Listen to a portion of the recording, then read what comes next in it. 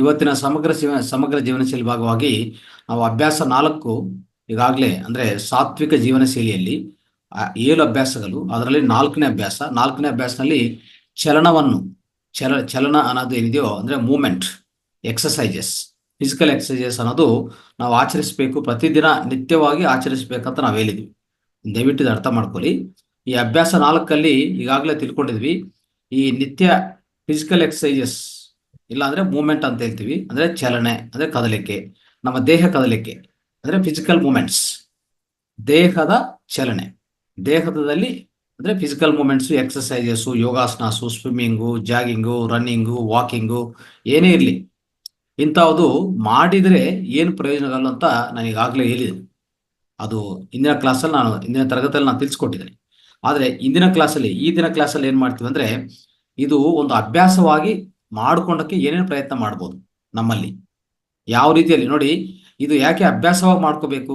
ಈಗ ನಾವು for example ತುಂಬಾ ಜನ ಈಗ ಆಲ್ಕಹಾಲ್ ಆಗ್ಬೋದು, ಅದ್ರ ನೆಗೆಟಿವ್ ಅಭ್ಯಾಸಗಳು, ಸಿಗರೆಟ್ ಆಗ್ಬೋದು, ಇಂಥ ಅಭ್ಯಾಸಗಳು ಮಾಡ್ಕೊಂತಾರೆ. ಇನ್ನು ಸ್ವಲ್ಪ ಜನ ಪ್ರತಿದಿನ ಬೆಳಗ್ಗೆ ಎದ್ದಿದ ಮೇಲೆ ಒಂದು ಪ್ರಾಣಾಯಾಮ, ಯೋಗ, ಯಾವುದೋ ಒಂದು ಅಭ್ಯಾಸ ಮಾಡ್ಕೊತಾರೆ, ಅಂದ್ರೆ ನಿತ್ಯವಾಗಿ ಮಾಡ್ತಾ ಇರ್ತಾರೆ. ಅದನ್ನೇನಂತ ಹೇಳ್ತೀವಿ ಅಂದ್ರೆ ಅಭ್ಯಾಸ ಅಂತ ಕರಿತೀವಿ.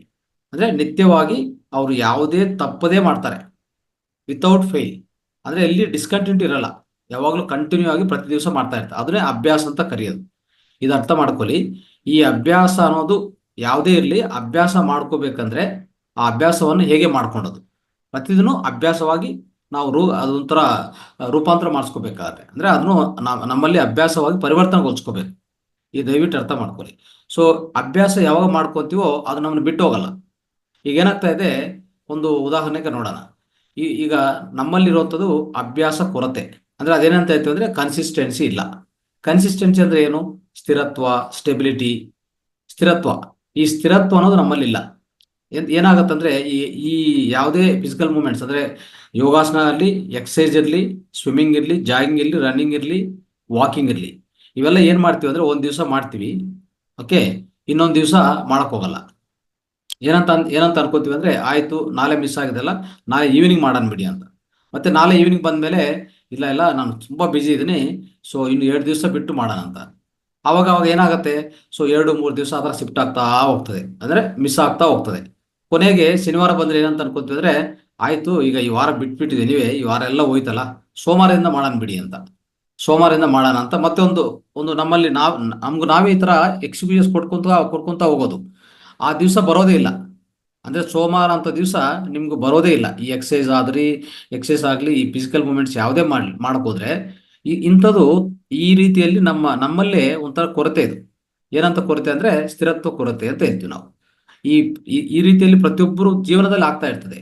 ಒಂದು ಬಿಜಿ ಇರೋದು, ಇನ್ನೊಂದು ಲೇಜಿನೆಸ್ಸು, ಅಂದ್ರೆ ಒಂಥರ ಅದ್ರ ಮೇಲೆ ಆಸಕ್ತಿ, ಅದ್ರ ಮೇಲೆ ಅಂದ್ರೆ ನಾವು ನಮ್ಮ ಆರೋಗ್ಯವನ್ನು ಕಾಪಾಡ್ಕೋಬೇಕು, ಆರೋಗ್ಯವನ್ನು ಹೆಚ್ಚು ಮಾಡ್ಕೋಬೇಕು ಅಂತ ಇದೆಲ್ಲ ಇರಬೇಕು.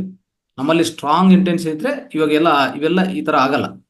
ಆದ್ರೆ ತುಂಬಾ ಜನ ಈ ರೀತಿಯಲ್ಲಿ ಆಗ್ತಾನೆ ಇದೆ. ನೋಡ್ಕೊಳ್ಬೇಕಂದ್ರೆ ಪ್ರತಿಯೊಬ್ಬರು ನಿಮ್ಮ ಜೀವನ ನೀವೇ ಒಂದು ಚೆಕ್ ಮಾಡ್ಕೊಳ್ಳಿ, ನಿಮ್ಗೆ ಅರ್ಥ ಆಗತ್ತೆ ಅಲ್ವಾ? ಆ ರೀತಿಯಲ್ಲಿ ಆಗುವಾಗ ಏನಾಗುತ್ತೆ ಸ್ನೇಹಿತರೆ, ಇಲ್ಲಿ ನಾವು ಅರ್ಥ ಮಾಡ್ಕೋಬೇಕಾಗಿರೋದು, ಪ್ರತಿಯೊಂದನ್ನು ನಾವು ಈ ಹ್ಯಾಬಿಟ್ ಆಗಿ ಮಾಡ್ಕೋಬೇಕು.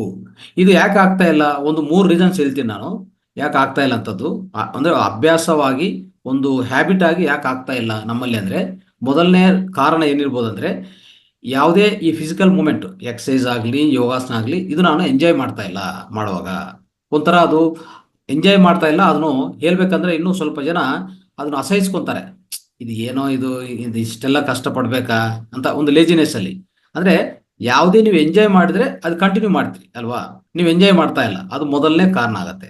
ಎರಡನೇ ಕಾರಣ ಏನಾಗುತ್ತೆ ಗೊತ್ತಾ? ಎರಡನೇ ಕಾರಣ ನಾವು ಯಾಕೆ ಅಭ್ಯಾಸವಾಗಿ ಮಾಡ್ತಾ ಇಲ್ಲ, ರೆಗ್ಯುಲರ್ ಆಗಿ ಮಾಡ್ತಾ ಇಲ್ಲ ಅಂದ್ರೆ, ಎರಡನೇ ಕಾರಣ ಹೇಗಿರ್ತದೆ ಅಂದ್ರೆ, ನಮ್ಮಲ್ಲಿ ಏನಿರ್ತದೆ ಅಂದ್ರೆ, ನಾವು ಮಾಡಿದ್ರೆ ಪೂರ್ಣವಾಗಿ ಮಾಡ್ಬೇಕಪ್ಪ, ಮಾಡಿದ್ರೆ ಪೂರ್ಣವಾಗಿ ಮಾಡ್ಬೇಕು. ಒಂದು ಹಾಫ್ ಅನ್ ಅವರ್, 20 ನಿಮಿಷ, ಯಾಕೋ ಒಂದು ಗಂಟೆ ಮಾಡ್ಬೇಕು ನಾನು, ಇಲ್ಲ ಪ್ರತಿ ದಿವಸ ಮಾಡ್ಬೇಕು, ಆ ಸಮಯ ಬರ್ಲಿ ಬಿಡಿ ಅಂತ ಹೇಳ್ಬಿಟ್ಟು ಹೆಂಗಿರ್ತದೆ ಅಂದ್ರೆ, ಮಾಡಿದ್ರೆ ಫುಲ್ ಮಾಡ್ಬೇಕು, ಇಲ್ಲ ಅಂದ್ರೆ ಸುಮ್ಮನೆ ಇರಬೇಕು ಅಂತ ಆ ರೀತಿಯಲ್ಲಿ ನಾವು ಇರ್ತೀವಿ.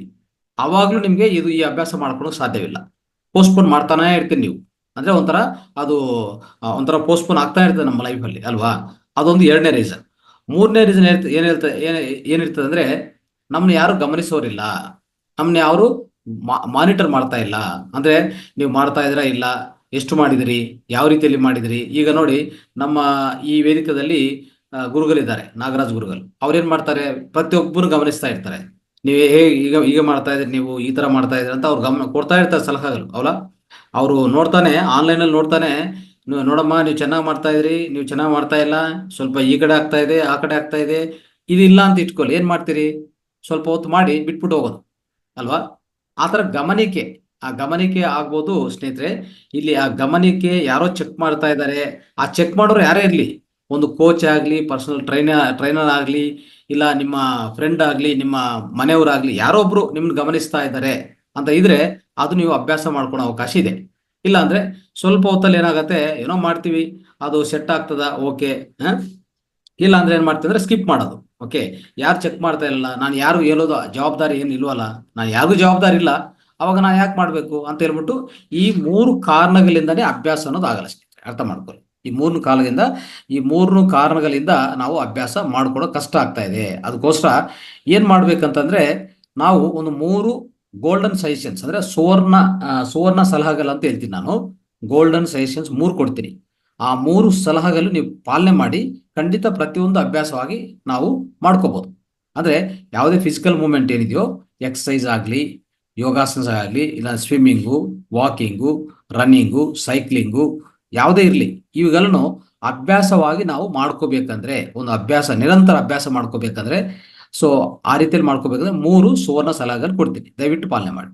ಮೊದಲನೇದು ನೋಡ್ಕೊಳ್ಳಿ, ಯಾವುದೇ ಒಂದು ಮೂಮೆಂಟ್, ಈ ಫಿಸಿಕಲ್ ಮೂಮೆಂಟ್ ಏನಿದೆಯೋ, ಎಕ್ಸಸೈಸ್ ಆಗಲಿ, ಇನ್ನೊಂದಾಗಲಿ, ಈ ಚಲನೆ, ಈ ಮೂಮೆಂಟ್ ಮಾಡ್ತೀವಲ್ಲ, ಫಿಸಿಕಲ್ ಎಕ್ಸಸೈಸು, ಇದು ಒಂಥರ ಸೆಲೆಬ್ರೇಷನ್ ತರ ಮಾಡಿ, ಇದು ಬಾಧ್ಯತಾ ಅಂತ ಮಾಡ್ಕೊಳಕ್ ಹೋಗ್ಬಿಡಿ.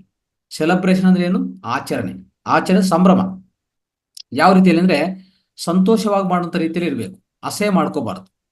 ಯಾವ ರೀತಿಯಲ್ಲಿ ಆಗುತ್ತೆ ಅಂದ್ರೆ, ನಾವು ಪ್ರತಿಯೊಬ್ಬರು ಏನ್ ಅನ್ಕೊಂತೀವಿ, ನಾನು ನಮ್ಮಲ್ಲಿರುವಂತ ಎಕ್ಸ್ಟ್ರಾ ಕ್ಯಾಲರೀಸ್ ಬರ್ನ್ ಮಾಡಬೇಕು ಅಂತ ಹೋಗ್ತೀವಿ ನಾವು, ಅಲ್ವಾ? ಅಂದ್ರೆ ನಮ್ಮಲ್ಲಿ ಜಾಸ್ತಿ ಕೊಬ್ಬಿದೆ, ಎಕ್ಸ್ಟ್ರಾ ಫ್ಯಾಟ್ ಇದೆ, ನಾನು ಕರಗಿಸ್ಬೇಕಂತ ಹೋಗ್ತೀವಿ. ಯಾವ್ದಕ್ಕೆ? ಎಕ್ಸಸೈಸ್ಗೆ ಹೋಗೋದು. ಆ ಥರ ಹೋದ್ರೆ ಎಷ್ಟು ಜಾಸ್ತಿ ಜನ ನೀವು ಮಾಡೋಕ್ಕಾಗಲ್ಲ. ಆ ಥರ ನೀವು ಯಾವುದೇ ರೀತಿಯಲ್ಲಿ ಈ ಥರ ನೀವು ಸ್ಟಾರ್ಟ್ ಮಾಡಿದರೆ ಎಕ್ಸಸೈಸು, ನೀವು ಜಾಸ್ತಿ ದಿನ ಮಾಡೋಕ್ಕೆ ಸಾಧ್ಯವಾಗಲ್ಲ. ಮಧ್ಯದಲ್ಲಿ ಬಿಟ್ಟು ಬಿಡೋದು 100% ಗ್ಯಾರಂಟಿ. ಇದು ಹೇಗಿರ್ಬೇಕಂದ್ರೆ, ಯಾವುದೇ ರೀತಿಯಲ್ಲಿ ಆ ರೀತಿಯಲ್ಲಿ ಮಾಡ್ಕೋಬಾರ್ದು. ಇದು ಮಾಡಬೇಕಾಗಿರೋದು ಒಂದು ಸಂತೋಷದಿಂದ. ಅಂದ್ರೆ ಪ್ರತಿ ಮೂಮೆಂಟು ನನಗೇನಂತಂದ್ರೆ, ನನ್ನಲ್ಲಿ ಈ ಮಾಡೋಂಥ ಎಕ್ಸಸೈಸ್ ಹೆಂಗ್ ಮಾಡ್ಬೇಕಂದ್ರೆ, ಈಗ ನೋಡಿ, ಒಂದು ಹಾಡು ಹಾಕೊಂಡು ನಾವು ಮಾಡ್ತೀವಿ ಅಲ್ವಾ? ಈಗ ನಾಗರಾಜ್ ಸರ್ ಒಂದು ಹಾಡು ಹಾಕಿ ನಿಮ್ಗೆ ಎಲ್ಲ ಈ ಹಾಡು ಕೇಳಿಸ್ಕೊಂತ ಮಾಡಪ್ಪ ಅಂತ ಹೇಳ್ತಾರೆ. ಈ ಹಾಡು ಕೇಳಿಸ್ಕೊಂತ ನಿಮ್ಮ ಫಿಸಿಕಲ್ ಮೂಮೆಂಟ್, ಯೋಗಾಸನಗಳಾಗ್ಲಿ, ಪ್ರಾಣಾಯಾಮ ಆಗಲಿ ಮಾಡಿ ಅಂತ ಹೇಳ್ತಾರೆ. ಯಾಕಂದ್ರೆ ಅದೊಂದು ಸಂತೋಷಕರ ವಿಷಯ. ಯಾಕಂದ್ರೆ ಸಂತೋಷಕರವಾಗಿ ಮಾಡ್ಬೇಕು ಬಿಟ್ಟು ಯಾವುದೇ ಪನಿಷ್ಮೆಂಟ್ ತರ ಮಾಡಬಾರ್ದು. ಇದು ಅದನ್ನೇ ಹೇಳ್ತಾ ಇದ್ವಿ, ಈ ಫಿಸಿಕಲ್ ಮೂಮೆಂಟ್ ಅನ್ನೋದು ಸೆಲೆಬ್ರೇಷನು, ಆಚರಣೆ, ಅದು ಪನಿಷ್ಮೆಂಟ್ ಅಲ್ಲ ಅಂತದ್ದು ನೀವು ನೆನಪಲ್ಲಿ ಇಟ್ಕೊಂಡು ಆ ರೀತಿಯಲ್ಲಿ ಮಾಡ್ಕೊತ ಹೋಗಿ. ಒಂದು ಹಾಡು ಹಾಕೊಳ್ಳಿ, ಹಾಡಿಗೆ ಸ್ಪಂದನ ಮಾಡತಾ, ನಮ್ಮಲ್ಲಿ ಏನೇ ಫಿಸಿಕಲ್ ಮೂವ್ಮೆಂಟ್ ಮಾಡಲಿ, ಅಂದ್ರೆ ಒಂದು ಯೋಗಾಸನ ಮಾಡಿ, ಎಕ್ಸಸೈಸ್ ಮಾಡಿ, ಹಾಡು ಕೇಳಿಸ್ಕೊಂತ ಈ ಥರ ಮಾಡೋದು. ಅವಾಗ ಏನಾಗುತ್ತೆ ಅಂದ್ರೆ, ಒಂಥರ ಇದು ಸೆಲೆಬ್ರೇಷನ್ ತರ, ಅದು ನಿಮ್ಗೆ ಪನಿಷ್ಮೆಂಟ್ ಅನ್ಸಲ್ಲ. ಅವಾಗ ನೀವು ಇದು ಪ್ರತಿ ದಿವಸ ಮಾಡೋಕ್ಕೆ ಒಂದು ಇಷ್ಟ ಆಗತ್ತೆ ನಿಮ್ಗೆ. ಈ ರೀತಿಯಲ್ಲಿ ಮಾಡ್ಕೊಳ್ಳಿ ಅಂತ ನಾನು ಮೊದಲನೇ ಸಲಹೆ ನಿಮ್ಗೆ ಹೇಳಕ್ಕೆ ಪ್ರಯತ್ನ ಮಾಡ್ತೀನಿ. ಇಲ್ಲ ಅಂದ್ರೆ ಇದು ಕಷ್ಟ, ಸ್ವಲ್ಪ ದಿವಸ ಆದ್ಮೇಲೆ ಗ್ಯಾರಂಟಿ ನಿಲ್ಸೋದು ಗ್ಯಾರಂಟಿ, ಅಲ್ವಾ? ನೋಡಿ, ಈಗ ಯಾವುದೇ ಒಂದು ನಾವು ಫಿಸಿಕಲ್ ಮೂವ್ಮೆಂಟ್ ಮಾಡ್ತೀವಿ ಅಂದ್ರೆ, ಮಾಡೋದಂದ್ರೆ ಒಂಥರ ಯೋಗ ಮಾಡ್ತೀವಿ. ಈಗ 2 ಕಾಲ್ಗಳಿದೆ, ರನ್ನಿಂಗ್ ಮಾಡ್ತೀವಿ ಅಲ್ವಾ? ನಮ್ಗೆ ಈ ರೀತಿಯಲ್ಲಿ ಇನ್ನೊಂದು ನಮ್ಗೆ ಅದ್ಭುತವಾದ ಒಂದು ಟ್ಯೂನ್ ಇಟ್ಕೊಂಡು ಡ್ಯಾನ್ಸ್ ಮಾಡ್ತೀವಿ ಅಲ್ವಾ? ಸೊ ಆಮೇಲೆ ಬಾಡಿಯನ್ನು ಈ ಕಡೆ ಆ ಕಡೆ ಶೇಕ್ ಮಾಡ್ತೀವಿ. ಮತ್ತೆ ಈ ಕಾಲುಗಳು ಕದಲಿಸೋದು, ಈ ಈ ಕೈಗಳು ಮೇಲೆ ಕೆತ್ತೋದು, ಇವೆಲ್ಲ ಯೋಗಾಸನಗಳು ಏನೇನು ಮಾಡ್ತೀವಿ ಅಂತ ಇಟ್ಕೊಳ್ಳಿ. ಪ್ರತಿಯೊಂದು ಏನಂದ್ರೆ ಒಂಥರ ಸೆಲೆಬ್ರೇಟ್. ಅಂದ್ರೆ ನಮ್ಗೆ ದೇಹ ಕೊಟ್ಟಿದ್ದಾರೆ, ಭಗವಂತರು ಏನು ಕೊಟ್ಟಿದ್ದಾರೆ? ದೇಹ ಕೊಟ್ಟಿದ್ದಾರೆ. ಈ ದೇಹ ಕೊಟ್ಟಿದ ಮೇಲೆ ಪ್ರತಿ ಅವಯವನ್ನು ಕದಲಿಸೋದು ಅದು ಒಂಥರ ಸೆಲೆಬ್ರೇಷನ್. ಅಂದ್ರೆ ಕಾಲುಗಳಿದೆ ನಡೆಯಕ್ಕೆ, ವಾಕಿಂಗ್ ಮಾಡಕ್ಕೆ, ರನ್ನಿಂಗ್ ಮಾಡಕ್ಕೆ ಅಲ್ವಾ? ಆ ರೀತಿಯಲ್ಲಿ ಉಪಯೋಗಿಸ್ಕೊಳ್ಳುವಾಗ ನಮ್ಮಲ್ಲಿ ನಾವು ಸಂತೋಷ ಪಡ್ಬೇಕು. ನೋಡಿ, ನಾನು ದೇವ್ರು ಕೊಟ್ಟಿರುವಂತ 2 ಕಾಲುಗಳನ್ನು ಉಪಯೋಗಿಸ್ಕೊಂಡು ಚೆನ್ನಾಗಿ ನಡೀತಾ ಇದ್ದೀನಿ ನೋಡಿ, ಚೆನ್ನಾಗಿ ವಾಕ್ ಮಾಡ್ತಾ ಇದ್ದೀನಿ ನೋಡಿ, ಚೆನ್ನಾಗಿ ಒಂದು ಎಕ್ಸಸೈಸ್ ಮಾಡ್ತಾ ಇದ್ದೀನಿ ನೋಡಿ, ಆಸನ ಮಾಡ್ತಾ ಇದ್ದೀನಿ ನೋಡಿ, ಸೊ ಅಂತ ನಮ್ಮಲ್ಲಿ ನಾವೇ ಆ ರೀತಿಯಲ್ಲಿ ಆಲೋಚನೆ ಮಾಡಿದ್ರೆ ಇದು ಸೆಲೆಬ್ರೇಷನ್ ಆಗತ್ತೆ, ಇಲ್ಲ ಅಂದ್ರೆ ಕಷ್ಟ ಆಗತ್ತೆ ಸ್ನೇಹಿತರೆ, ಅರ್ಥ ಮಾಡ್ಕೊಳ್ಳಿ. ಸೊ ಅದಕ್ಕೋಸ್ಕರ ಈ ಮೂಮೆಂಟ್ ಅನ್ನು ಒಂದು ಸೆಲೆಬ್ರೇಷನ್ ಆಗಿ ಮಾಡ್ಕೊಳ್ಳಿ. ಈಗ ನೀವು ನಿಮ್ಗೆ ಅಂದ್ರೆ ನಿಮ್ಮ ಜೀವನದಲ್ಲಿ ಯಾವ್ದು ನಿಮ್ಗೆ ಸೆಲೆಬ್ರೇಷನ್ ಅಂತ ಆಗ್ತಾ ಇದೆ ಅನಿಸ್ತಾ ಇದೆ? ಈಗ ಸ್ವಲ್ಪ ಜನಕ್ಕೆ ಒಬ್ರಿಗೆ ಆಸನಾಸ್, ಇನ್ನೊಬ್ಬರಿಗೆ ವಾಕಿಂಗ್, ಇನ್ನೊಬ್ಬರಿಗೆ ಸ್ವಿಮ್ಮಿಂಗ್, ಇನ್ನೊಬ್ಬರಿಗೆ ಒಂಥರ ಸೈಕ್ಲಿಂಗ್, ಯಾವುದೇ ಒಬ್ಬೊಬ್ರಿಗೆ ಒಂದು ಸೆಲೆಬ್ರೇಷನ್ ತರ ಕಾಣಿಸ್ತದೆ. ಅಂದ್ರೆ ಅದು ಮಾಡ್ತಾ ಇರುವಾಗ ನಿಮ್ಮಲ್ಲಿ ಸಂತೋಷ ಹೆಚ್ಚಾಗ್ತಾ ಇರ್ತದೆ. ಆದ್ರೂ ಬರ್ಕೊಳ್ಳಿ ದಯವಿಟ್ಟು, ಅದನ್ನು ಬರ್ಕೊಳ್ಳಿ. ಇದು ಮೊದಲನೇ ಸಲಹೆ ಹೇಳ್ತಾ ಇದ್ದೀನಿ, ದಯವಿಟ್ಟು ಅದು ಬರ್ಕೊಂಡ್ಬಿಡಿ. ಬರ್ಕೊಂಡಿದ್ರೆ ಏನಾಗುತ್ತೆ, ಅದು ನಿಮ್ಗೆ ಒಂಥರ ಸೆಲೆಬ್ರೇಷನ್ ಅಂತ ಅನಿಸ್ತಾ ಇದ್ರೆ ಆ ಎಕ್ಸಸೈಸೇ, ಆ ಫಿಸಿಕಲ್ ಮೂವ್ಮೆಂಟ್ ಕಂಟಿನ್ಯೂ ಮಾಡಿ. ಇದು ಮೊದಲನೇ ಸಲಹೆ. ಅಭ್ಯಾಸ ಹೆಚ್ಚು ಮಾಡ್ಕೋಬೇಕಂತ, ಅಭ್ಯಾಸವನ್ನು ಸ್ಥಿರತ್ವ ಮಾಡ್ಕೊಳ್ಳೋಕೆ ಅಂತ ನಾನು ಹೇಳಕ್ಕೆ ಪ್ರಯತ್ನ ಮಾಡ್ತಾ ಇದ್ದೀನಿ. ಈಗ ನೋಡಿ, ಸೊ ಏನಾಗತ್ತಂದ್ರೆ ಯಾವುದೇ ರೀತಿಯಲ್ಲಿ ಈ ಮೂಮೆಂಟ್ಸ್ ಅಂದ್ರೆ ಫಿಸಿಕಲ್ ಮೂಮೆಂಟ್ ಅಲ್ಲಿ ಒಂದು ಪದ ಹೇಳ್ತಾರೆ, ಐ ಹ್ಯಾಡ್ ಟು ಡೂ ಅಲ್ಲ, ಐ ಹ್ಯಾಡ್ ಟು ಡೂ ಅಂತ ಅನಿಸ್ಬಾರ್ದು ನಮಗೆ. ಅಂದ್ರೆ ನಾನು ಇದು ಮಾಡಲೇಬೇಕು ಅಂತ ಆ ರೀತಿಯಲ್ಲಿ ಫೋರ್ಸ್ಫುಲ್ ಆಗಿರಬಾರ್ದು. ಹೇಗಿರ್ಬೇಕಂದ್ರೆ ಒಂದು ಸಂತೋಷಕರವಾಗಿ ನಾವು ಮಾಡ್ತಾ ಹೋಗ್ಬೇಕಾಗತ್ತೆ. ಓಕೆ, ಸೊ ಅವಾಗ ಆ ರೀತಿಯಲ್ಲಿ ಮಾಡ್ತಾ ಹೋದ್ರೆ, ಅದು ಯಾವ್ದನ್ನೇ ಇರಲಿ ನಿಮ್ಗೆ ಇಷ್ಟವಾಗಿರೋದು ಆ ತರ ಇದ್ರೆ ಖಂಡಿತವಾಗಿ ಅದು ಮಾಡ್ತಾ ಇರುವಾಗ ನಿಮ್ಗೆ ಒಂದು ಉದಾಹರಣೆಗೆ, ಮೊದಲನೇ ದಿವಸದಲ್ಲಿ ಯಾವುದೋ ಒಂದು ಪ್ರಾಕ್ಟೀಸ್ ಮಾಡಕ್ ಹೋಗ್ತೀವಿ. ಅಂದ್ರೆ ಮೊದಲನೇ ದಿವಸದಲ್ಲಿ ಸಪೋಸ್ ಒಂದು ಯೋಗ ಟೀಚರ್ ಹತ್ರ ಹೋಗಿ ಕೂತ್ಕೊಂತೀವಿ. ಮೊದಲನೇ ದಿವಸ ಅರ್ಧ ಗಂಟೆ ಮಾಡ್ತೀವಿ ಅಲ್ವಾ? ಸೊ ಅರ್ಧ ಗಂಟೆ ಮಾಡುವಾಗ ಒಂಥರ ನಮ್ಗೆ ಫೀಲ್ ಆಗತ್ತೆ ಬಾಡಿಯಲ್ಲಿ ಎನರ್ಜಿ. ಅವಾಗ ನೆಕ್ಸ್ಟ್ ಇನ್ನೊಂದು ದಿವಸ ಮತ್ತೆ ಹೋಗಕ್ಕೆ ನಮ್ಗೆ ಇಷ್ಟ ಆಗ್ತಾ ಇರ್ತದೆ. ಓ, ನನ್ಗೆ ಅಲ್ಲಿ ಹೋಗಿದ್ದಕ್ಕೂ ತುಂಬಾ ಚೆನ್ನಾಗಿದೆಪ್ಪ, ಸೊ ನಂಗೆ ಇನ್ನೂ ಎನರ್ಜಿ ಹೆಚ್ಚಾಗ್ತಾ ಇದೆ, ನಮ್ಗೆ ಹ್ಯಾಪಿ ಅನಿಸ್ತಾ ಇದೆ ಅಂತ ಹೇಳ್ಬಿಟ್ಟು ನೆಕ್ಸ್ಟ್ ಮೊನ್ನೆ ದಿವಸ ಮತ್ತೆ ಕಂಟಿನ್ಯೂ ಮಾಡ್ತೀರಿ. ಈ ರೀತಿಯಲ್ಲಿ ನಿಮ್ಮಲ್ಲಿ ಆ ಇಂಟ್ರೆಸ್ಟ್, ಅದ್ರ ಮೇಲೆ ಇರುವಂತ ಪ್ರೇಮ್ ಇದೆಯಲ್ಲ, ಅದು ಹೆಚ್ಚಾಗ್ತಾ ಹೋಗ್ಬೇಕಾಗತ್ತೆ. ಆ ರೀತಿಯಲ್ಲಿ ಹೆಚ್ಚಾಗ್ತಾ ಹೋದ್ರೆ ಖಂಡಿತ ನಿಮ್ಗೆ ಏನ್ ಸಿಗತ್ತೆ, ಇದು ಅಭ್ಯಾಸ ಆಗ್ಬಿಡ್ತದೆ. ಇಲ್ಲ ಅಂದ್ರೆ ಅಭ್ಯಾಸ ಮಾಡ್ಕೊಳ್ಳೋ ಕಷ್ಟ ಆಗತ್ತೆ. ಓಕೆ, ಸೊ ಅದಕ್ಕೋಸ್ಕರ ನಮ್ಮ ಫೀಲಿಂಗ್ ಹೇಗಿರ್ಬೇಕಂದ್ರೆ, ಇದು ನಾನು ಇಷ್ಟಪೂರ್ವಕ ಮಾಡ್ಬೇಕಂತ ನಿಮ್ಮಲ್ಲಿ ಯೋಚನೆ ಬರಬೇಕು. ಆ ರೀತಿ ಬಿಟ್ಬಿಟ್ಟು ಇದು I have to do this ಅಂದ್ರೆ ನಾನು ಕಷ್ಟಪಟ್ಟು ಮಾಡ್ಬೇಕಪ್ಪ ಯೋಗಾಸನಸ್ಗಳು ಅಂತಂದ್ರೆ ಅದು ನಿಮ್ಗೆ ಅಭ್ಯಾಸ ಆಗಲ್ಲ ಖಂಡಿತವಾಗಿ. ಓಕೆ, ಅದು ಬೇಗನೆ ನೀವು ಬಿಟ್ಬಿಡ್ತೀರಿ. ಇದು ಮೊದಲನೇದು. ಎರಡನೇದು, ಇನ್ನೊಂದು ಸಲಹೆ ಹೇಳ್ತೀನಿ ಈ ಅಭ್ಯಾಸ ಕಂಟಿನ್ಯೂ ಮಾಡಕ್ಕೆ. ಇನ್ನೊಂದೇನಂದ್ರೆ, ಯಾವಾಗ್ಲೂ ಇಷ್ಟೇ, ಒಂದು ಅಭ್ಯಾಸ ಮಾಡುವಾಗ ಚೈನ್ ಬ್ರೇಕ್ ಮಾಡ್ಕೋಬಿಡಿ. ಬ್ರೇಕ್ ಅಂದ್ರೆ ಏನು ಅಂದ್ರೆ, ಒಂದು ಅಭ್ಯಾಸ ಮಾಡುವಾಗ ಕಂಟಿನ್ಯೂಸ್ ಆಗಿ 2 ದಿವಸ ತಪ್ಪಿಸ್ಬಾರ್ದು. ಯಾವುದೇ ಅಭ್ಯಾಸ ಇರಲಿ 2 ದಿವಸ ತಪ್ಪಿಸ್ಬಾರ್ದು. ಅಂದ್ರೆ ಸ್ವಲ್ಪ ತುಂಬಾ ಜನ ಏನ್ ಮಾಡ್ತಾರೆ ಅಂದ್ರೆ, ಈ ಅಭ್ಯಾಸ ತಪ್ಸಕ್ಕೆ ಒಂದು ಏನಂತ ಅನ್ಕೊಂತಾರೆ ಅಂದ್ರೆ, ನೋಡ್ಕೊಳ್ಳಿ, ಈ ಅಭ್ಯಾಸ ತಪ್ಸಕ್ಕೆ ತುಂಬಾ ಜನ ನಾನು ಕಂಟಿನ್ಯೂ ಮಾಡಬೇಕು ಅಂದ್ರೆ ಪರ್ಫೆಕ್ಟ್ ಆಗಿ ಮಾಡ್ಬೇಕಂತ ಯೋಚನೆ ಮಾಡ್ತಾ ಇರ್ತಾರೆ ಸ್ನೇಹಿತರೆ. ತುಂಬಾ ಜನ ಪರ್ಫೆಕ್ಟ್ ಆಗಿ ಮಾಡ್ಬೇಕು ನಾನು ಅಂತ ಯೋಚನೆ ಮಾಡ್ತಾರೆ. ಈ ಎರಡನೇ ಸಲಹೆ ಏನಂತಂದ್ರೆ, ನಿಮ್ಗೆ ಅಭ್ಯಾಸ ಮಾಡಿಸ್ಕೊಳಕ್ಕೆ ಡೋಂಟ್ ಬ್ರೇಕ್ ದ ಚೈನ್. ಅಂದ್ರೆ ನೀವು ಪರ್ಫೆಕ್ಟ್ ಆಗಿ ಮಾಡಿಲ್ಲ ಅಂದ್ರೂ ಪರವಾಗಿಲ್ಲ, ತುಂಬಾ ಸುಮ್ಮನೆ ಜಸ್ಟ್ ಈಗ ನೋಡಿ, ಒಂದ್ ಅವರ್ ಬರ್ಬೇಕಂತ ಇಟ್ಕೊಳ್ಳಿ, 20 ನಿಮಿಷ ಬಂದೋಗಿ ಸಾಕು, 10 ನಿಮಿಷ ಬಂದೋಗಿ ಸಾಕು, 10 ನಿಮಿಷ ಮಾಡಿ ಸಾಕು. ಅವತ್ತು ತುಂಬಾ ಜನ ಏನ್ ಗೊತ್ತಾ, ಇಲ್ಲಿ ಈ ಈ ಅಭ್ಯಾಸಗಳು ತಪ್ಸಕ್ಕೆ ಪ್ರಧಾನ ಕಾರಣ ಹೇಳ್ತೀನಿ. ಎರಡು ತರಹ ವ್ಯಕ್ತಿಗಳಿರ್ತಾರೆ. ಒಬ್ಬರು ನಾನು ಪರ್ಫೆಕ್ಟ್ ಮಾಡ್ಬೇಕಂತ ಇರ್ತಾರೆ, ಇನ್ನೊಬ್ರು ಪರ್ಫೆಕ್ಟ್ ಇಲ್ಲ, ರಿಪಿಟೇಷನ್ ಅಂದ್ರೆ ಏನು, ಒಂದು ಗಂಟೆ ಸಮಯದಲ್ಲಿ ಫಸ್ಟ್ ದಿವಸ 10 ನಿಮಿಷ ಬರ್ತಾರೆ, ನೆಕ್ಸ್ಟ್ ದಿವಸ ಅದು ಇಷ್ಟ ಆಗ್ತಾ 20 ನಿಮಿಷ ಬರ್ತಾರೆ, 30 ನಿಮಿಷ, 40 ನಿಮಿಷ, ಆತರ ಅವರು 1 ಗಂಟೆಗೆ ಹೋಗ್ತಾರೆ. ಸ್ವಲ್ಪ ಜನ ಏನ್ ಗೊತ್ತಾ ಹೆಂಗಿರ್ತಾರೆ ಅಂದ್ರೆ, ಫಸ್ಟ್ ತುಂಬಾ ಫೈರಿಂದ ಸ್ಟಾರ್ಟ್ ಮಾಡ್ತಾರೆ. ಡೇ 1 ಹೇಳ್ತಾ ಇದೀನಿ, ತುಂಬಾ ಫೈರಿಂದ ಸ್ಟಾರ್ಟ್ ಮಾಡ್ತಾರೆ, ಚೆನ್ನಾಗಿ ಮಾಡ್ತಾರೆ, 1 ಗಂಟೆ ಮಾಡ್ತಾರೆ. ಅದು ಇನ್ನು ಎರಡನೇ ದಿವಸ ಮಾಡ್ತಾನೆ. 3ನೇ ದಿವಸ ಏನಂತ ಅನ್ಕೋತಾನೆ ಅಂದ್ರೆ, ಯಾರಬ್ಬ ಫುಲ್ 1 ಅವರ್ ಯಾರು ಮಾಡ್ತಾರೆ, ಬೇಡ ಬಿಡಿ ಅಂತ ಹೇಳ್ಬಿಟ್ಟು ಸ್ವಲ್ಪ ಕಮ್ಮಿ ಮಾಡ್ತಾನೆ. ಅದು ಇನ್ನೂ ಹೋಗ್ತಾ ಏನಾಗ್ತಂದ್ರೆ, ಒಂಥರ ಇಂಟ್ರೆಸ್ಟ್ ಕಡಿಮೆ ಆಗಿ 4ನೇ ದಿವಸ ಏನ್ ಮಾಡ್ತಾನೆ ಗೊತ್ತಾ, ಆಯ್ತು ಬಿಡಿ ಇವತ್ತು ಬಿಟ್ಬಿಡೋಣ, ನಾಳೆ ಹೋಗೋಣ ಅಂತ ಹೇಳ್ಬಿಟ್ಟು ಅವರಲ್ಲಿ ಆ ಇಂಟ್ರೆಸ್ಟ್ ಕಡಿಮೆ ಆಗ್ತಾ ಬರ್ತದೆ. ಐದನೇ ದಿವಸ ಏನಂತ ಅನ್ಕೋತಾರೆ ಅಂದ್ರೆ, ಒಂದು ಫುಲ್ ಗಂಟೆ ಯಾರು ಮಾಡ್ತಾರಪ್ಪ, ಅಷ್ಟು ಮಾಡೋಕ್ಕಾಗಲ್ಲ, ಸರಿ ಆಯ್ತು ಅಂತ ಹೇಳ್ಬಿಟ್ಟು ಇಂಥ ಫುಲ್ಲು ಇಂಟೆನ್ಸ್ ಆಗಿ ಮಾಡೋಕ್ಕಾಗಲ್ಲ ಅಂತ ಹೇಳ್ಬಿಟ್ಟು ಇನ್ನೊಂದು ದಿವಸ ರೆಸ್ಟ್ ತಗೊಳೋಣ, ಇನ್ನೊಂದು ದಿವಸ ಹೋಗೋಣ ಬಿಡಿ ಅಂತ ಹೇಳ್ಬಿಟ್ಟು, ಹಾಗೆ ಅವ್ರೇನಂತಂದ್ರೆ 1 ಗಂಟೆ ಫುಲ್ ಮಾಡ್ಬೇಕು, ಆವಾಗಲೇ ಅವ್ರಿಗೆ ತೃಪ್ತಿ. ಆ ತರ ಇರಬಾರ್ದು. ಈ ರೀತಿಯಲ್ಲಿ ಹೋದ್ರೆ ನಿಮ್ಮ ಅಭ್ಯಾಸ ಕಟ್ಟಾಗತ್ತೆ, ಆಮೇಲೆ ನೀವು ಮಾಡೋದನ್ನು ಮಾಡಕ್ಕೂ ಆಗಲ್ಲ. ಬಟ್ ಆದ್ರೆ ಇನ್ನೊಬ್ರು ವ್ಯಕ್ತಿ ಇರ್ತಾರೆ, ಯಾವ ತರ ಇರ್ತಾರೆ ಅಂದ್ರೆ, ಅವ್ನು ರೆಪಿಟೇಷನ್ ಹೆಂಗೆ ಅಂದರೆ ಮೊದಲನೇ ದಿವಸ ಬರ್ತಾನೆ, ಒಂದು 20 ನಿಮಿಷ ಮಾತ್ರ ಮಾಡ್ತಾನೆ. 2ನೇ ದಿವಸ ಅದೇ ಕಂಟಿನ್ಯೂ ಮಾಡ್ತಾನೆ. 3ನೇ ದಿವಸ ಏನು ಮಾಡ್ತಾನೆ ಗೊತ್ತಾ, 30 ನಿಮಿಷಕ್ಕೆ ಹೋಗ್ತಾನೆ. 4ನೇ ದಿವಸ ಏನಂದರೆ ಅದೇ ರೀತಿಯಲ್ಲಿ ಸ್ವಲ್ಪ ಸ್ವಲ್ಪ ಸ್ವಲ್ಪ ಇನ್ಕ್ರೀಸ್ ಮಾಡ್ತಾ ಅವ್ರು ಹೇಗೆ ತಯಾರಾಗ್ತಾರೆ ಅಂದರೆ ಟೋಟಲಿ ಅವ್ರಿಗೆ ಅಭ್ಯಾಸವೇ ಆಗ್ಬಿಡ್ತದೆ. ಆ ರೀತಿಯಲ್ಲಿ ಹೋಗಿ ಅಂದರೆ don't no need to be perfect, be continuous, be consistent ಅಂಥದ್ದು ಇಲ್ಲಿ ಪ್ರಧಾನ ವಿಷಯ ಆಗಿದೆ. ಅಂದರೆ ಇಲ್ಲಿ ಏನು ಅರ್ಥಪ್ಪ ಅಂದರೆ ಡೋಂಟ್ ಬ್ರೇಕ್ ದ ಚೈನ್. ಈ ಮಂತ್ರ ಏನಲ್ಲಿ ಮಂತ್ರ ಬರ್ಕೊಳ್ಳಿ, don't break the chain break ಮಾಡಕ್ ಹೋಗ್ಬಿಡಿ. ಅಂದರೆ ಕಂಟಿನ್ಯೂಸ್ ಆಗಿ 2 ದಿವಸ ಯಾರು ತಪ್ಪಿಸ್ತಾರೋ ಸ್ನೇಹಿತರೆ, ಖಂಡಿತ ಅವಾಗ ಏನಾಗುತ್ತೆ ಗೊತ್ತಾ, ಅವರು ಮುಂದಿನ ದಿವಸದಲ್ಲಿ ಮಾಡೋದು ಕಷ್ಟ ಆಗುತ್ತೆ. 2 ದಿವಸ ಕಂಟಿನ್ಯೂಸ್ ಆಗಿ ಯಾರು ತಪ್ಪಿಸ್ಬಾರ್ದು. ಇದು ವೆರಿ ವೆರಿ ಇಂಪಾರ್ಟೆಂಟು ಸಲಹೆ ಇದು.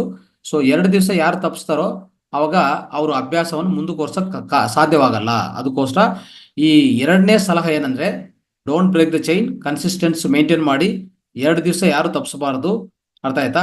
ಯಾವಾಗ ತಪ್ಪಿಸ್ಬೋದು ಅಂದ್ರೆ ಹೇಳ್ತೀನಿ ನೋಡಿ. 2 ದಿವಸ ತಪ್ಪಿಸುವಂತ ಅವಕಾಶಗಳು ಯಾವಾಗ ಬರುತ್ತೆ ಅಂದ್ರೆ ನಮ್ಗೆ ಯಾವ್ದೋ ಗಾಯ ಆಗಿದೆ, ಇಲ್ಲ ಅಂದ್ರೆ ನನಗೆ ಜ್ವರ ಬಂದಿದೆ, ಇಲ್ವಾ, ಹೆಚ್ಚು ನಮ್ಗೆ ಅಲಸಟ್ ಇದೆ, ಈ ರೀತಿಯಲ್ಲಿ ಇರುವಾಗ ಮಾತ್ರ ತಪ್ಪಿಸಿ. ಮಿಕ್ಕಿ ಸಮಯದಲ್ಲಿ ಯಾವುದೇ ರೀತಿಯಲ್ಲಿ ತಪ್ಸಕ್ ಹೋಗ್ಬೇಡಿ. ಅವಾಗ ನಿಮಗೆ ಅಭ್ಯಾಸ ಚೆನ್ನಾಗಾಗ್ತದೆ, ಆ ಅಭ್ಯಾಸ ನಿಮ್ಮಲ್ಲಿ ಕಂಟಿನ್ಯೂ ಆಗತ್ತೆ. ಇದನ್ನ ಅರ್ಥ ಮಾಡ್ಕೊಳ್ಳಿ. ಸೊ ಇದು 2ನೇದು. 3ನೇ ಸಲಹೆ ಹೇಳ್ತೀನಿ. ಇನ್ನೊಂದೇನೆಂದ್ರೆ, ನೀವು ಈ ಅಭ್ಯಾಸವನ್ನು ಕಂಟಿನ್ಯೂ ಮಾಡ್ಬೇಕಂದ್ರೆ, ಅಭ್ಯಾಸ ಆಗಿ ಮಾಡ್ಕೋಬೇಕಂದ್ರೆ 3ನೇ ಸಲಹೆ ಏನಂದ್ರೆ ನಿಮ್ಗೊಂದು ಪಾರ್ಟ್ನರ್ ಆಗಿ ಸೆಲೆಕ್ಟ್ ಮಾಡ್ಕೊಳ್ಳಿ. ಅಂದ್ರೆ ಆ ಪಾರ್ಟ್ನರ್ ಹೇಗಿರ್ಬೇಕಂದ್ರೆ, ಆ ಪಾರ್ಟ್ನರ್ ಅಂದ್ರೆ ಅಕೌಂಟಬಿಲಿಟಿ ಪಾರ್ಟ್ನರ್ ಅಂತ ಹೇಳ್ತೀವಿ. ಅಂದ್ರೆ ನಮ್ಮ ಜೊತೆಗೆ ಪಾರ್ಟ್ನರ್ ಅಂದ್ರೆ ಏನು, ನಮ್ಮ ಜೊತೆಗೆ ಅಭ್ಯಾಸ ಮಾಡೋದು. ಓಕೆ, ಆ ಪಾರ್ಟ್ನರ್ ಯಾರ್ಯಾರಿರ್ಬೋದು ನಿಮ್ಗೆ ಪಾರ್ಟ್ನರು ಹೇಳ್ತೀನಿ ನೋಡಿ. ನಿಮ್ ಜೊತೆಗೆ ವರ್ಕೌಟ್ ಮಾಡಕ್ಕೆ ಬಡ್ಡಿ ಅಂತಾರೆ, ವರ್ಕೌಟ್ ಬಡ್ಡಿ ಅಂತ ಹೇಳ್ತಾರೆ ಅವನು. ಅಂದ್ರೆ ನಿಮ್ ಜೊತೆಗೆ ನಿಮ್ ಜೊತೆಗೆ ಪ್ರಾಕ್ಟೀಸ್ ಮಾಡೋರು. ಆಮೇಲೆ ಇನ್ನೂ ಇಲ್ಲ ಅಂದ್ರೆ ರೆಗ್ಯುಲರ್ ನಿಮ್ಗೆ ಪರ್ಸನಲ್ ಕೋಚ್ ಆಗ್ಬೋದು, ಟ್ರೈನರ್ ಆಗ್ಬೋದು. ಈ ರೀತಿಯಲ್ಲಿ ಇರಬೇಕು. ಅಂದ್ರೆ ನಿಮ್ಮನ್ನು ಅಬ್ಸರ್ವ್ ಮಾಡ್ತಾ ಇರಬೇಕು, ನಿಮ್ ಜೊತೆಗೆ ಪ್ರಾಕ್ಟೀಸ್ ಮಾಡ್ತಾ ಇರಬೇಕು. ಅವಾಗ ನೀವು ಖಂಡಿತವಾಗಿ ಮಾಡೇ ಮಾಡ್ತೀರಿ ಅಲ್ವಾ. ಸೊ ಆ ರೀತಿಯಲ್ಲಿ ಮಾಡ್ಕೊಳ್ಳಿ ಸ್ನೇಹಿತರೆ.